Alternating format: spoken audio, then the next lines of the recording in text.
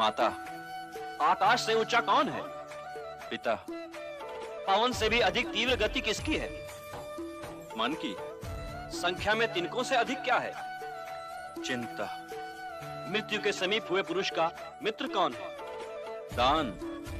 धर्म, यश, स्वर्ग अथवा सुख का मुख्य स्थान क्या है? धर्म का मुख्य स्थान दक्षता है और यश का मुख्य स्थान दान। स्वर्ग का मुख्य स्थान सत्य है और सुख का मुख्य स्थान शील। मनुष्य की आत्मा क्या है? पुत्र। जगत को किस वस्तु ने ढक रखा है? अज्ञान ने। आलस्य क्या है? धर्म न करना आलस है। सुखी कौन है? जो ऋणी ना हो। सच्चा स्नान कौन सा है? जो मन का मैल धो दे। काजल से भी अधिक काला क्या है? कलंक। लोक में श्रेष्ठ धर्म क्या है? दया श्रेष्ठ धर्म है। किसको वश में रखने से शोक नहीं होता? मन को वश में रखने से शोक नहीं होता। लज्जा क्या है? ना करने योग्य काम से दूर रहना लज्जा है। दया क्या है? सबके सुख की इच्छा करना दया है। राष्ट्र की मृत्यु का कारण क्या होता है? अराजकता।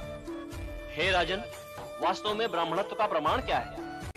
कुल, चरित्र, शिक्षा या शास्त्र ज्ञान?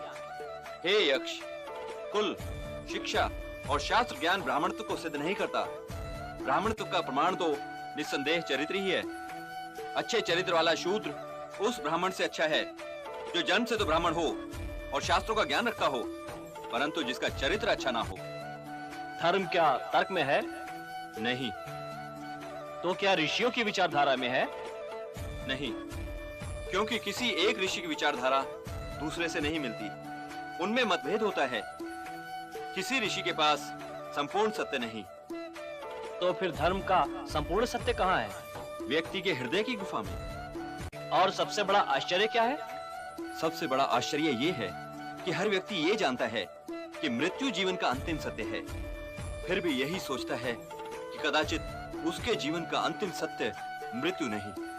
भरत श्रेष्ठ, तुमने मेरे सारे प्रश्नों के ठीक उत्तर दिए हैं। इसलिए इन चारों भाइयों में से जिस एक को चाहो वो जीवित हो सकता है। यदि इनमें से एक ही जीवित हो सकता है तो हे यक्ष, मैं अपने प्रिय अनुज महावीर नकुल को जीवित देखना चाहता हूँ। हे कुंती नंदन, भीम और अर्जुन जैसे भाइयों को छोड़कर तुमने नकुल के ही जीवित होने की इच्छा क्यों की? मेरे लिए माता कुंती और माता माद्री में कोई अंतर नहीं। मैं दोनों माताओं के प्रति समान भाव रखता हूँ। इसलिए यदि मैं भीम या अर्जुन को जीवित देखना चाहता तो ये माता माद्री के साथ अन्याय हो जाता। अब माता कुंती के 3 पुत्रों में से तो मैं जीवित हूं ही, इसलिए मैं माता माद्री के भी एक पुत्र को जीवित देखना चाहता हूं कि माता माद्री ये ना सोचे कि मैंने उनके साथ न्याय नहीं किया। इसलिए यदि मेरे भाइयों में से केवल एक ही जीवित हो सकता है तो मैं अपने प्रिय अनुज नकुल को जीवित देखना चाहता हूं।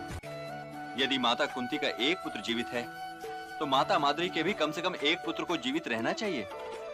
और यदि मैं ये कहता कि तुम्हारे 2 भाई जीवित हो सकते हैं, तब तुम किनका नाम लेते? हे यक्ष, तब मैं सहदेव का नाम लेता, क्योंकि वो भीम और अर्जुन दोनों ही से छोटा है। तुम्हारे इस वाक्य ने मुझे अति प्रसन्न किया भरत श्रेष्ठ। तुम भरत वंश का गौरव हो। तुम्हें अपने सारे भाई जीवित मिलेंगे।